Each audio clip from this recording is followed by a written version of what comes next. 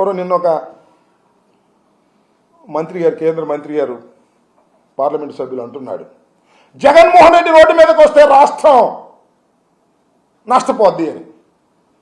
జగన్మోహన్ రెడ్డిని రోడ్డు మీదకి తీసుకొచ్చేది మీరే కదా. నెల రోజుల్లో రోడ్డు మీదకి తీసుకొచ్చారు జగన్మోహన్ రెడ్డి గారిని. అసలు 2-3 నెలల దాకా మేము మాట్లాడకూడదు అనుకున్నాం.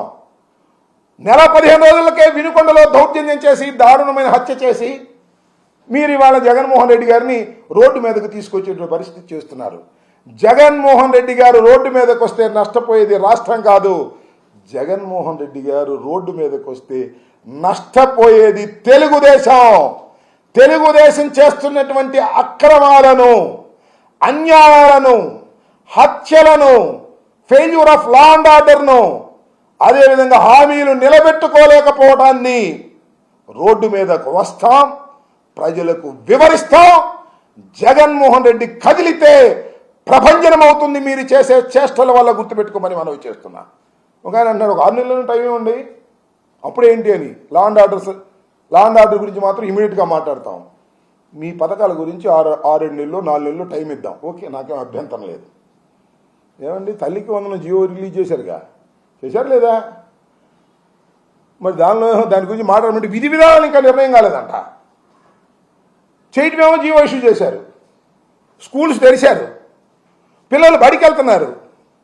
తల్లికి వందనంలో తల్లికి ఇవ్వలేదు, పిల్లలకి ఇవ్వలేదు, విధి విధానాలు నిర్ణయిస్తాం. ఏంది విధి విధానాలు నిర్ణయించేది? దానిలో క్లియర్గా విధి విధానాలు ఉంటే, అయ్యా అదే సామెత చెప్తారు, కళ్యాణం చేసే కళ, కాపురం చేసే కళ కాళ్ళ గోళ్ళు దగ్గరే తెలిసిపోద్దంట. అలాగే మీరు 5 సంవత్సరాల పరిపాలన ఏ విధంగా చేస్తారో ఈ నెల 15 రోజులు, 46-47 రోజుల్లోనూ చాలా క్లియర్గా అర్థమైపోయింది. మీరు దౌర్జన్యాలు చేయటం, అక్రమాలు చేయటం, మా కార్యకర్తల్ని హత్య చేయటం, మా కార్యకర్తల మీద కేసులు పెట్టడం. 307 జగన్మోహన్ రెడ్డి గారి మీద 307 పెట్టారు, ఎదురు ఐపీఎస్ ఆఫీసర్ల మీద 307 పెట్టారు, ఒక డిఎస్పీ మీద 307 పెట్టారు, ఒక డాక్టర్ మీద 307 పెట్టారు, మిథున్ రెడ్డి మీద 307 పెట్టారు, మరి పిన్నెల రామకృష్ణారెడ్డిని 307 పెట్టారు, అలాగే అప్పిరెడ్డి వీళ్ళందరి మీద, అవినాష్ వీళ్ళందరి మీద 307 పెట్టారు. పెట్టుకుంటే పోతున్నారు 307. 302 కూడా పెడతారు డెడ్ బాడీ దొరికితే. డెడ్ బాడీ దొరకలేదు, అందుకని ఆగారు. అంత గాయం కూడా లేకుండా 307 పెట్టేస్తున్నారు. ఏంది నాకు అర్థం కాల. How you are misusing of 307. అన్యాయంగా, అక్రమంగా పొలిటికల్ గ్రడ్జిని తీర్చుకోవడం కోసం 307 పెట్టారు. మీరు ఇంతమంది మీద 307 పెడితే ఏమైందే మాకు నాకు అర్థం కాలే. జైల్లో ఉంటానికిగా ఉంటాం, ఏముంది దానిలో గొప్ప ఏంటి? మీ చంద్రబాబు జైల్లో లేడా? మా జగన్మోహన్ రెడ్డి జైల్లో లేడా? పక్కన రేవంత్ రెడ్డి జైల్లో లేడా? ఉంటాం. బట్ ప్రజలు ఏం ఆలోచిస్తారో ఒక్కసారి ఆలోచించుకోండి. దాన్ని బట్టి మీరు మాట్లాడే మాటలు, ఇవాళ గౌరవనీయ హోంమంత్రి గారు మాట్లాడినటువంటి తీరు చూస్తే నాకు చాలా ఆశ్చర్యం వేసింది. వచ్చిన సంబోధనతో జగన్మోహన్ రెడ్డి గారిని మాట్లాడుతున్నారు. Jaganmohan Reddy is a public figure. నేను మనవి చేస్తున్నా, జగన్మోహన్ రెడ్డి అనే వ్యక్తి ఒక అత్యంత ప్రజాదరణ కలిగిన వ్యక్తి.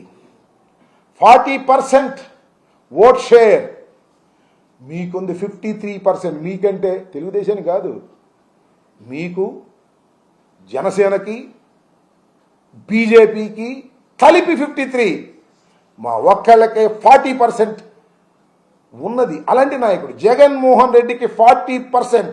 జగన్మోహన్ రెడ్డి కోసం ఎంత దూరమైనా వెళ్ళేటటువంటి 40% ఓటర్లు ఈ రాష్ట్రంలో ఉన్నారు. మీకు ఒకసారి ఆ బీజేపీది మైనస్ చేస్తే, మన పవన్ కళ్యాణ్ది జనసేన మైనస్ చేస్తే మీది 30% కూడా ఉండదు, గుర్తుపెట్టుకోండి. మీరు మాట్లాడుతున్నారు ఇవాళ మీ చుట్టూరా నలుగురికి అమ్ముకున్నారు కాబట్టి, నలుగురు కలిసి వచ్చారు కాబట్టి మీరేదో మాట్లాడుతున్నారు. ఒకసారి వెనక్కి తిరిగి చూసుకోండి. ఇవాళ జగన్మోహన్ రెడ్డి గారు పులివెందుల శాసనసభ్యుడే, కాదని మేము అంటలా. దాన్ని నొక్కి నొక్కి నొక్కి అని ఇన్సల్ట్ చేయాలని ప్రయత్నం చేస్తున్నారు. మీరు మాజీ హోంమంత్రి అవుతారు, మీరు మాజీ శాసనసభ్యులు అవుతారు, చంద్రబాబు నాయుడు గారు కూడా మాజీ ముఖ్యమంత్రి అవుతాడు, మరి ఎమ్మెల్యే అవుతాడు లేదు తర్వాత చూద్దాం. ఎమ్మెల్యే అయితే ఆ కుప్పానికి ఎమ్మెల్యే అవుతాడు, ఇంతే. గుర్తుపెట్టుకోండి. మళ్ళా రోజులు గిర్రం తిరిగి వస్తాయనే వాస్తవాన్ని మీరు గమనించాలని ఈ సందర్భంగా నేను చెప్పదలుచుకున్నాను. ఇంకా సరే అనిత గారు ఒక ఇంటర్వ్యూలో మీరు రివైజ్ చేసుకుంటారంటే 6 నెలల సమయంలో మేమంటే ఏమో చూపిస్తామని చెప్పాను, నేను చూశాను. నేను హోంమంత్రి గారు అప్పుడు ఒక ఇంటర్వ్యూలో అంటే రాధాకృష్ణ ఇంటర్వ్యూలో అనుకుంటా ఒక 6 నెలల టైంలో మొత్తం అన్ని చాప్టర్లు క్లోజ్ చేస్తా ఉన్నారు. అదే కార్యక్రమంలో ఉన్నారు. ఇప్పుడు అనిత గారి వాళ్ళ హోంమంత్రి కాకముందు ఆ మాట అన్నారు.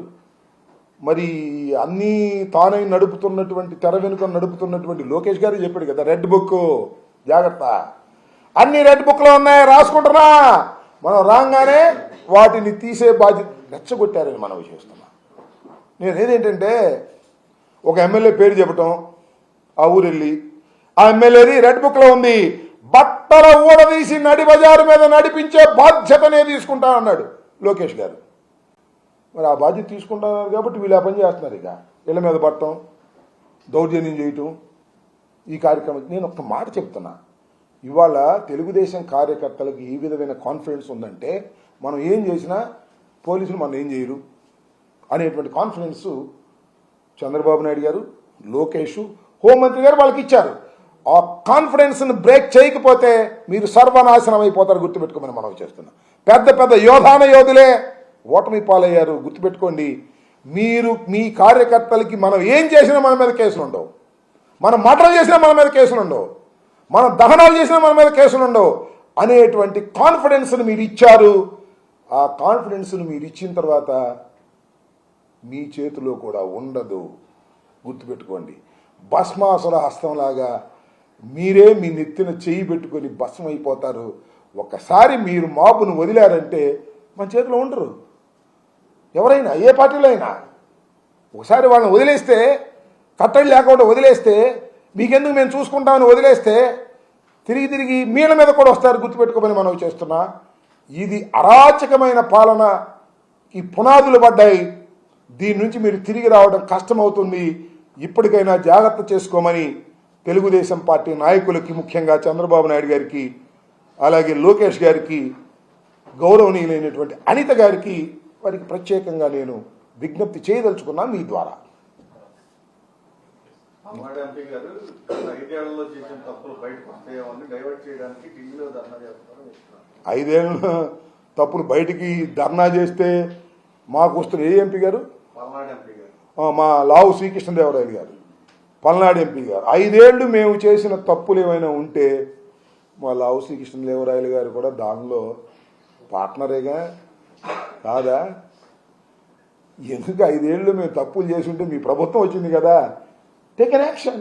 ఎవరు కాదన్నారు? మీ చేతుల్లో ఉంది కదా అధికారం. మరి మోడీ గారు, మీరందరూ ఒకే కూటమి కదా. లావు శ్రీకృష్ణదేవరాయలు గారు 5 సంవత్సరాల్లో మేము చేసిన తప్పులు బయటకు వస్తాయని భయపడి మేము ధర్నాలు చేసిన కర్మ మాకు లేదు. ఒకవేళ ఏదైనా 5 సంవత్సరాల్లో మేము తప్పులు చేస్తే is also one of the partner, అంతే కదా. కాబట్టి ఏదో దీనిలో ఏమి లేదు, సింపుల్. చంద్రబాబు నాయుడు గారు మెప్పు కోసం కొద్దిగా ఓవర్ యాక్షన్ చేస్తున్నారు. ఈ ఓవర్ యాక్షన్లన్నీ కూడా వాళ్ళ భరతం పట్టడానికి పనికొస్తాయి, గుర్తుపెట్టుకోండి. చాలామంది ఓవర్ యాక్షన్ గాళ్ళు ఉంటారు, మాకు ఉంటారు, వాళ్ళకి ఉంటారు.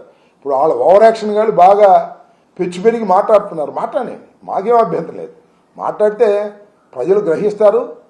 మాకు 40% నుంచి అతి త్వరగా 50%కి 60%కి పెంచే కార్యక్రమంలో మీరు ఉన్నందుకు మీ అందరికీ తర్వాత ధన్యవాదాలు కూడా చెప్పుకునే కార్యక్రమం చేస్తామని కూడా ఈ సందర్భంగా మనవి చేస్తున్నా. ఇదే ధోరణిలో మీరు వెళ్తే ప్రజలే మీకు బుద్ధి చెప్తారనే విషయాన్ని మాత్రం చాలా స్పష్టంగా చెప్తున్నా.